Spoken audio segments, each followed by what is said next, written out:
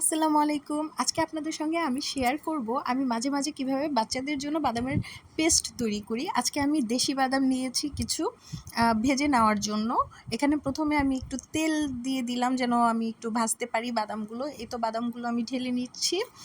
আর তারপরে হচ্ছে আশেপাশের পরিবেশ দেখে আবার বলবেন না। আমি যেহেতু বাচ্চার মা, আমার একটু পরপর বাচ্চাদের জন্য খাবার তৈরি করতে হয়। তো চুলার অবস্থা একটু এমন থাকতেই পারে।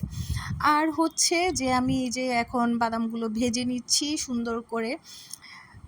ভাজার পরে আমি এখানে দেশি বাদাম নিয়েছি, তবে আমি মাঝে, মাঝে বিভিন্ন আ মানে কয়েক ধরনের বাদাম একসঙ্গে মিক্স করে তারপর পেস্ট করি। ওটা আরও বেশি ভালো লাগে এবং আমার আরিফ বাবু খুবই পছন্দ করে। এই যে আমি একটু ভেজে নিয়ে আরিফ বাবুকে কয়েকটা বাদাম দিয়েছি খাবার জন্য। সে তো এভাবে খেতে খুবই পছন্দ করে এবং পেস্টটা বেশি পছন্দ করে। এখন আমি বাদামগুলো ব্লেন্ডার করে নিব। আর সাথে একটু চিনি মিক্সড করছি যেন একটু মিষ্টি, মিষ্টি লাগে, বাবুটার খুবই ভালো লাগে।